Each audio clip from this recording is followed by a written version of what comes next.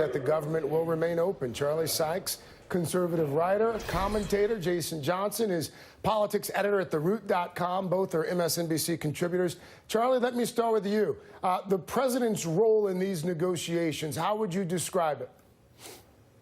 Not helpful, chaotic, and I think you're seeing not only the fruits of his ignorance, his inattention, his chaos, but also the lack of credibility that he now has. Because when you have Mitch McConnell stepping back and going, we're just trying to figure out what the president says, as you pointed out, the president, when he said we wanted a bill of love, was it last Tuesday? That seems like a lifetime ago. So here is somebody who is an unreliable partner for a deal that looked like we were going to have it, but because Donald Trump is Donald Trump, we may be headed for a government shutdown.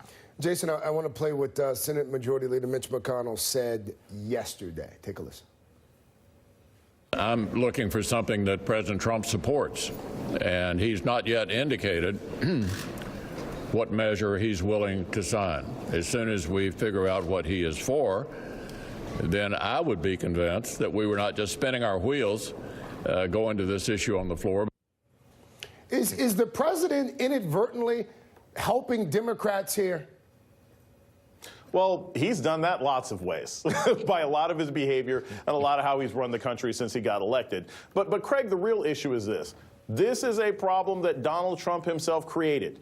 He canceled DACA. Now, look, there were lawsuits against DACA. There were going to be some issues. But he canceled DACA in the hopes of trying to force Democrats into policies that he wanted, and that has created this entire scenario. And the problem for the Republicans, and even those Republicans are like, hey, let's come up with a permanent solution, let's work on border security, all of which are legitimate concerns. You can't negotiate in good faith if you don't know what your boss wants.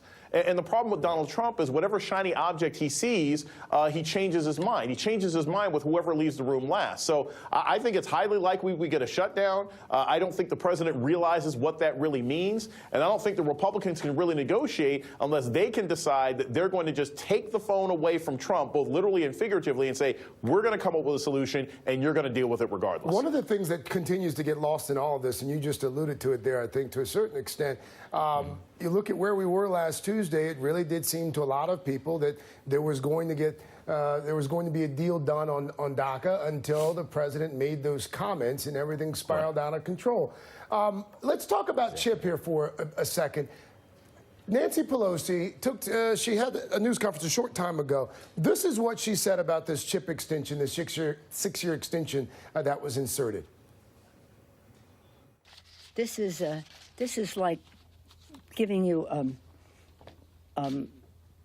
bowl of doggy do, put a cherry on top and call it a chocolate sundae. This is nothing. This is the chip. This chip should have been done in September, first of all. Second of all, we wanted 10 years. We wanted permanent chip, which, by the way, saves $6 billion. We're talking about the Children's Health Insurance Program, of course.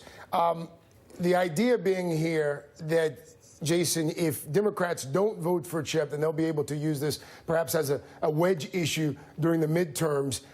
Do you buy that? Is that going to be effective?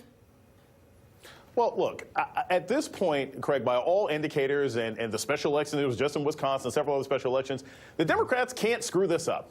There's going to be enough people in the midterms who are unhappy with how the Republican Party is operating and Trump is operating that they're probably going to do well regardless. So now is really just a question of what kind of unity do they have as a caucus and what kind of principled stands can they take? And look, nobody likes being held hostage, right? You know, this isn't Speed. This isn't some hostage movie where you can just shoot the victim and then we can run around and do what we want to do. The Democrats recognize that whatever compromises they make with Mitch McConnell, certainly in the Senate, whatever compromises they make with the president, they don't trust that the president will go through with it. They don't trust that the president won't just change his mind. So they suffer little or no political consequences if there's a government shutdown. It would be almost impossible for any logical independent voter to say when the Republicans control the House and the Senate and the presidency that a shutdown is somehow the Democrats' fault. Charlie, the president spent a fair amount of his morning on Twitter contradicting his party on several fronts. As we said, the contradiction with GOP on CHIP, the government spending bill,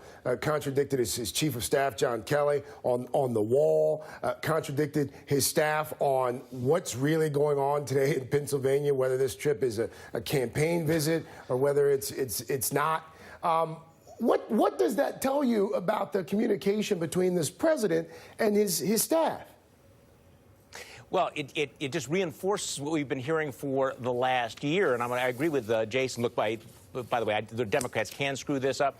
On the other hand, this kind of chaos, this kind of undermining of his fellow Republicans is why it seems inconceivable to me that the public would blame the Democrats for a shutdown, because what they will see is Washington, a unified government in absolute dysfunction. And, we did have that special election in Wisconsin this week, and I've been on the phone all morning with Republicans, and there's a very high level of freak out, of anxiety about that, because there is the sense that even though Donald Trump might not be on the ballot, he is the mood music. He is setting the mood music for the year. If, in fact, you continue to have this kind of chaos and this dysfunction, and it results in the shutdown of the federal government, the Republicans are going to pay a huge price for that. And it's really remarkable, sitting here, to watch Republicans talking themselves into believing somehow that they won't be blamed for a government shutdown, with Donald Trump out there on an hourly basis creating the kind of dysfunction that will lead to that shutdown. Especially when we have the president on tape saying in the past, we could all use a good shutdown. Jason, thank you. Charlie, big thanks to you as well. It looks like Steve